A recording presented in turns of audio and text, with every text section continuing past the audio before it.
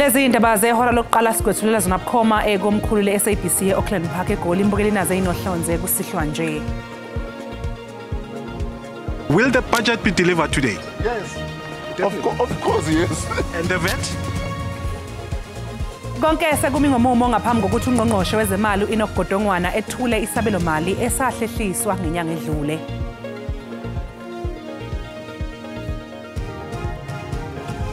What we can confirm at this stage is that the bus was in a good working condition. It was roadworthy. Imeya yaseGuruleni uNkosindiphile Xhakaza kanye noNdunankulu waseGauteng uPanyaza Lesufi bakhulume nabe indaba mayelana nengozi yebhasi edlule nabantu abayi13 emgwaqeni uR21 eGuruleni. Andinalwazi lomama esiza eofisini ngexesha ndiqala usebenza as a social worker 2020 until 2024 eMelbourne kusithwa kukhona umama ozocela uncedo kuba enengxaki nongakwazi uregistration umntanakhe. Umbuso uyaqhubeka nokubiza ofakazi abasha ecaleni lokuthunjwa kwentombazanyana eyayi neminyaka eyisithupha ngesikhathi sokunyamalala kwayo ngonyaka odlule uJoshlyn Smith.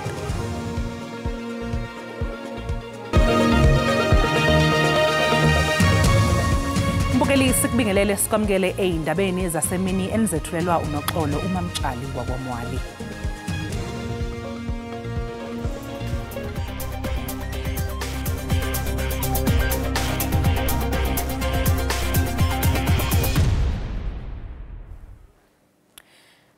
Kulindeleke ukuthi ungqongqoshe wezemali uEnoch Godongwana ethule isabelo mali esikhathini esingangehora eKapa. Lenkulumo umbukeli yahlehliswa ngenyanga edlule ngenxa yokuphikisana kwamaqembu ngesiphakamiso sokwenyusa intela yempahla ethengwayo. Ukuzwa kabanzi ke njengamanje ngalolu daba sixhumana nentatheli yeSABC eParliament uBulelani Philip.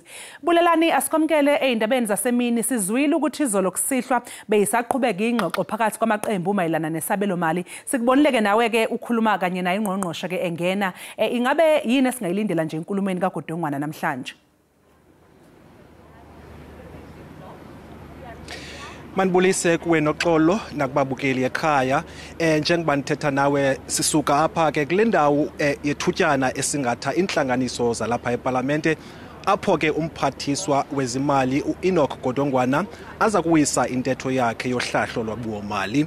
Njengoba sowutshilo ke umongameli uCyril Ramaphosa usingathe naye kwelinye icala inhlanganiso necabinet yakhe ukuze mhlawumbi babonabonisane nerhulumente wakhe wentsebenziswano ngokubana ke kukho ungabona ngasonye malunga nesisindululo ke sokunyusa ivalue added tax ke phezolo umongameli namalungu ale GNU khange akwazi ke ukufikelela kwisisombululo sokubana mhlawumbi iza kuqwalaselwa njani lesisindululo sokubana ke unyuswe iVAT. Kodwa ke umbutho weDemocratic Alliance seliveze elubala lokubana ke wona lo mbutho azokwazi ukuvotela ibudget ezawuthi ke inyuse iVAT. Kodwa ke maninzi amacandelo ajongele lukhulu kulentetho kamphathiswa wezimali uSiphamandla nobandla isisithethi ke sombutho wolutsha iYouth Capital. Mhlekazi okokuqala nina nelulutsha nilindele ntoni kumphathiswa? Sifuna ibudget from uEnoch Godongwana efaka ulutsha phambili. Sifuna ibudget efaka investments to programs esifana njenge NSFAS esincedisa students everywhere throughout the country yonke ne programs esifana njenge public employment programs ezinika abantu abatsha first time work opportunities ingqesho. As we know unemployment apha kule country inkulu kakhulu and sifuna iprograms ezincedisa abantu abatsha nemali necommunities izincedisa abantu abatsha kwinto ezibalulekileyo ezincedisa nosapho lwabo. Umongameli usoloko ezingomba isifuba ngokuba urhulumente eze nalendo lenkqubo kuthiwa i-Youth Employment Scheme. Ingaba nina nelulutsha niyayibona inkqubela phambili okanye iziphumo zale YES program? Siyazibona iziphumo zale YES program, but each and every year unyaka nonyaka bane promises from the government ukuthi bazoziqhubekisa ezi programs, but each and every year xa kufika ixesha le-budget speech siva ukuthi budget yasikwa again and again for ezi programs. So sifuna thina i-long-term commitment to ezi programs ezincedisa ulutsha. Isi-government says uba i-YES programs yabancedisa abantu abatsha sifuna i-employment nayo yonke loo nto. So sifuna thina batsho okay njengoba zincedisa abantu abatsha siba committed to ezi programs sizonyuse sizakhe sikwazi ukuncitha abantu abatsha even more in the future. Okugqibela kuba umphathiswa wezimali uyaphumelela ukunyusa le rhafu ye-VAT, nina nolulutsha ningachaphazeleka kanjani? I-VAT i-affecta zonke izinto zempilo yabona. As abantu abatsha, we already suffer from unemployment, asifumani ingqesho, asibana kamkam, so iba nzima loo nto yonyusa i-VAT because funeka sizondle, sikwazi ukuphila, sibe nokutya, sikwazi ukuphila. As abantu abatsha siphila kwi-situations ezibuhlungu, ekasi, and ukunyusa kwe-VAT, it's just going to make i-cost of living yethu ibe more expensive. Idure, so sicela ingonyusa. Siyabulela Mhlekazi, usibabalwe nobandla sisithethi sombutho wolutsha i-Youth Capital, bona besithi abahambisani nokunyuswa kwe-VAT. Sithatha intambo sizibuyisele kuni estudio.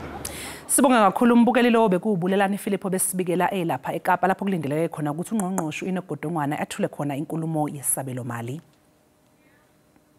Kusenjalo ke aphawulile amaqembu ezombusazwe ahlukene malungana nakulindele enkulumweni yesabelo mali okulindeleke ukuthi yethule uNgqongqoshe wezemali kuleli uEnoch Godongwana. The cabinet has had quite ample time to discuss the matter and find a workable framework of what the budget should look like. And just to make one minor correction, it's unfortunate that the whole conversation has been wrongly framed as a discussion about VAT versus SRD grants. There's no such a thing. There was never such a thing from get-go. Democratic Alliance made it very clear that we will not support a VAT increase. We will not support any form of tax increases, whether it's VAT, personal income tax, corporate or company taxes. South Africa does not have an income problem. We've got an expenditure problem. We are saying relook and rethink on your fiscal policy. There's no time for us, sticking to consolidation or fiscal consolidation, while we know that fiscal consolidation hasn't delivered up to now. Look, for us, there has to be an emphasis on how there's going to be creation of jobs. And the proposed budget that was not ultimately delivered in Parliament a couple of weeks ago said nothing specific or concrete towards creation of jobs or towards a growth plan to grow our economy. The SRD grant as well must be accommodated by the budget. We expect the minister to put money so that it continues. We know that by definition, the SRD grant is a social relief for distress. I am hopeful that there will be sufficient consensus, let me put it that way. We must remember it's not like other legislation, for instance, that you need full consensus in the cabinet when it comes to the budget. The Constitution provides that the Minister of Finance is quite independent. And the reason for that is there should be financial considerations and not political considerations. The ACDP is totally opposed to any increase in VAT. What we do say is there is more than enough money to be collected by SARS if they are given additional capacity. There's 800 billion rand. Even if a percentage of that is collected, it can help balance the books. Today is the day of reckoning for South Africa to make profound choices. The choice whether or not you increase VAT, whether you suspend the SRD grant, these are profound choices. What you cannot do walking out of today is walk out without a choice. We don't need a budget that is going to tell us about continuously cutting the budget of the people. We need a people's budget, in summary, the budget that is going to talk about issues that are affecting the community. Mbukeli njengoba uNgqongqoshe wezemali uEnoch Godongwana ezokwethula isabelo mali maduze kuningi ke izakhamuzi ezilindele ukuthi zikuzwe. Intatheli ke SABC uSimphiwe Emakhanya isemlazi eningizimu yeTheku KwaZulu-Natal ukuyozwa imbono yamalungu omphakathi. Sibonga kakhulu sibingelela umbukelo wendaba ngalesi sikhathi impela namhlanje usuku olukhulu kakhulu lapha eNingizimu Afrika nala khona uNgqongqoshe wezemali kuleli umnumzana uEnoch Godongwana kulindeleke ukuthi athule isabelo mali sakhe phambi kwamalungu eParliament. Kuzokhumbuleka ke ukuthi kuke kwazama ukwenzeka lokhu kepha ngenxa yokungavumelani esingathi ke amaqembu ayengxenye uhulumeni wobumbano yakuzange kwenzeke. Namhlanje ke kulindeleke ukuthi ke uNgqongqoshe esithule leso sabelo mali sakhe. Silapha ke eMlazi kwaZet namhlanje eningizimu yeTheku ukuzokuzwa ke ukuthi mhlambe izakhamuzi ikuphi ezikulindele enkulumweni yakhe ungqongqoshe namhlanje. Asamukele umnumzana uSipho Mthembu osingathi usebenza khona la endaweni yakwaZ. Asizwe Mthembu sibingelele baba sikwamukele indabeni. Ikuphi okulindele namhlanje kungqongqoshe wezemali uma ethula isabelo mali sakhe namhlanje? Ngibonge ithuba engithulayo.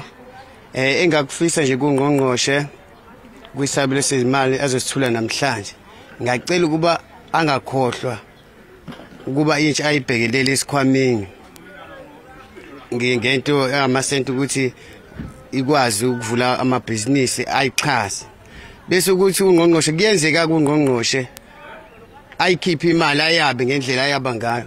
Bese ukuthi kulabo abanikezile uthi ayisadluleli ifika ngempela ezandleni ezifanele emphakathini. Ngiyacela nalabo efika kubona benze sho ukuthi bayayidlulisa, bangayi ngobuhlobo, bangayi komngani, kodwa banika abafanele ukuthi babanike. Siyabonga kakhulu isikhathi sakho.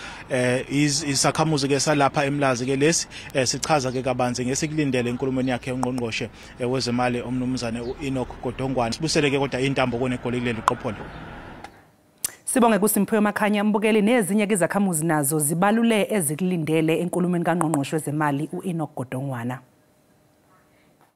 What I wish could happen is just that our government should have a proper structure, look into other Euro countries, wherever.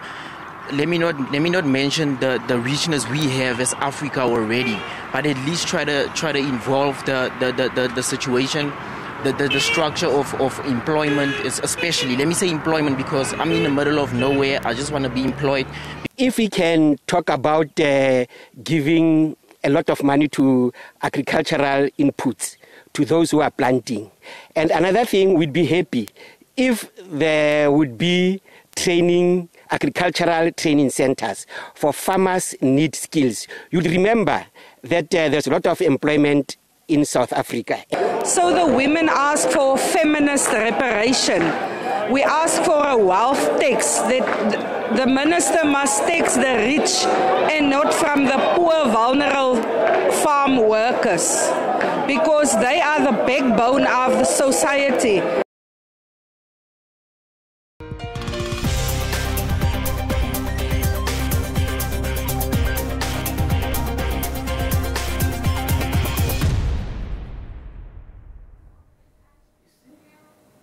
Mbukeli okwamanje sasiqu eyitolo kanti uma ngabe sibuya sokuphathela udaba oluthi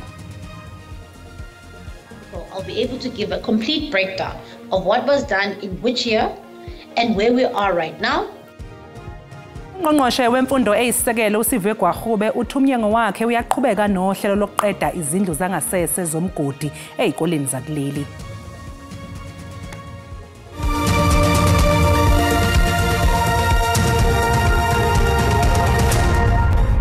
Siphinde sikubingelele sikwamukele mangabe usanda kungena odabeni oluphambili besibike ukuthi konke sekumi ngomumo ngaphambi kokuthi ungqongqoshe wezemali uEnoch Godongwana ethula isabelo mali esahlehliswa ngenyanga edlule. Khumbula mbukela ukuthi lezi indaba ziyatholakala ku YouTube na ku SABC Plus. Ungena kuze uyicinge ngamagama athi SABC izindaba na kanjani uzoyithola ngobunjalo bazo. Imeya yaseGuruleni uNkosindiphile exhakaza ukhulume nabe indaba mayelana nengozi yebhasi edlule nabantu abayi13 emgwaqeni uR21 eGuruleni. All in all, we had 77 passengers, patients that were transported to various healthcare facilities for treatment. So it means initially we would have reported 45. But of course, everybody that was in the bus must actually be taken to various facilities for them to be checked. And we can indicate that various hospitals have actually treated, the patients from serious to less serious, including those who did not sustain any injuries. It's important that they actually get checked. Sa confirma ke ukuthi inqola le ebehambisa abagibeli baye emsebenzini yakamasipala and le nqola lena yakamasipala isimo sayo so besikwi-good condition and isimo sayo futhi beyihambile yaya kwi-inspection yathola i-certification sakhona nge-10 zaka-February 2025. Umbuso uyaqhubeka nokubiza ofakazi abasha eceleni lokuthunjwa kwentombazanyana eyayineminyaka eyisithupha ngesikhathi sokunyamalala kwayo ngonyaka odlule uJoshlin Smith. Ofakazi bombuso bayaqhubeka nokuthula ubufakazi eceleni lokuthunjwa kwentombazanyana eyayineminyaka eyisithupha ubudala ngesikhathi inyamalala nyakenye. Owayenguthisha kaJoshlin Smith utshele inkantolo ngokwasho umama wentombazanyana emva kwezinsuku ezine inyamalele kanti uchaze uJoshlin Smith njengentombazanyana eyayithule futhi iyinono. The conversation carried on alone. Sy het ook genoem dat volgens die oproep according to this call is dat die inligting wat sy van die Nigeriese man ontvang het, the information that she received from this Nigerian male, dat haar kind op 'n boot is, that her child is on a boat, binne in 'n container, inside the container, en dat hulle op pad is na Wes-Afrika, and that they were on their way to West Africa. Usonhlalakahle uSiliziwe Mbambo uchaze wathi akakhumbuli umama kaJoshlin Smith efike emahhovisi abo ezofuna usizo. Andinalwazi lomama esiza eofisini ngexesha ndiqala usebenza as a social worker 2020 until 2024 eMiddelburg kusithwa kukhona umama ozocela uncedo kuba enengxaki nongakwazi uregistration umntanakhe. Ndicinga ke ukuba umama unexanduva lokuba acele uncedo xa enengxaki noregistration umntanakhe. Ifayila ina record nayo etsho ibumama bezocela uncedo kwela xesha. Leli icala liyaqhubeka. Umengameli wezwe uCyril Ramaphosa uqagule ukuthi iNingizimu Afrika isazoqhubeka nokuhlomula ngaphansi kohlelo lwezohwebo lwe-AGOA olwasungulwa elasemelika ngenhloso yokuqinisa ukuhwebelana namazwe ase-Afrika. Umengameli Ramaphosa udalule lokhu ePhalamende lapho ebephendula khona ngemibuzo yamalungu esishamthetho. Umongameli ukwiphulo lokulungisa ubudlelwane phakathi kweMelika noMzantsi Afrika kwaye uthi kukho imibutho yeli ehambisa amampunge ngomzantsi Afrika nto leyo enokuchaphazela urhwebo neMelika. We export but we also import from the United States. So it is a two-way process as it is with many other countries around the world. As it is now, we continue not only in anticipation of an AGOA initiative, but we continue to expand our export market for a variety of goods around the world. uRamaphosa uthi imibutho efana neAfriforum neSolidarity iyaphandwa ngokuncatsha umbuso. I take a dim view, in fact a very negative view of what has ensued as they run around the world bad-mouthing their own country. Umbutho we-EFF wona uxine uRamaphosa ngesigqibo sakhe sokudibana nosomashishini oyinzalelwane yeli ozinze eMelika uElon Musk. Lo mbutho usithi esi sigqibo sophula izivumelwano zozakuzo. Kwiindaba ze-SABC Dingubulelani Philip eParlamente. Ungqongqoshe wemfundo eyisisekelo uSiviwe Gwarube uthi umnyango wakhe uyaqhubeka nohlelo lokuqeda izindlu zangasese zomgodi ezikoleni zakuleli njengoba kusondela umnqamla juqu ayibekela wona wokuphela kwalenyanga. Ungqongqoshe wemfundo eyisisekelo uSiviwe Gwarube ubikele iPhalamende ngenqubekela phambili yokuqedwa nyanga izindlu zangasese zemgodi ezikoleni ezweni lonke njengoba umnqamla juqu ngomhla zingama-31 kuNdasa. Phambilini inkantolo ephakeme yaseLimpopo iyalele ukuthi kuguqulwe zonke izindlu zangasese zemgodi ezikoleni zikahulumeni ngemuva kokushona ngesihluku umfundo eneminyaka emihlanu ngenxa yezindlu zangasese ezinganakiwe. We are over 93% of the progress which I reported in Parliament today. We are moving with pace for the remaining 2 weeks of the financial year, and I'll be able to give a comprehensive report back after the 31st of March to be able to say how far we have essentially gotten to eradicating this pit toilet. uGwahube uthi isifundazwe kwaZulu-Natal, i-Eastern Cape kanye neLimpopo yizona ezithinte kakhulu kulenselele enqalasizinda izindlu zangasese ezingaphephile. Waphinde wathi umnyango wakhe uzoqhubeka nokusebenza ngokusikhandla ukuxazulula lezi ngqinamba. We are dealing with emerging challenges of infrastructure. And of course, we know that these are a problem. But my commitment to South Africans is that a commitment was made to you back in 2018 that we would clear a backlog. Infrastructure challenges, not just around toilets, but also infrastructure challenges around mud schools, asbestos, and unsafe infrastructure in general.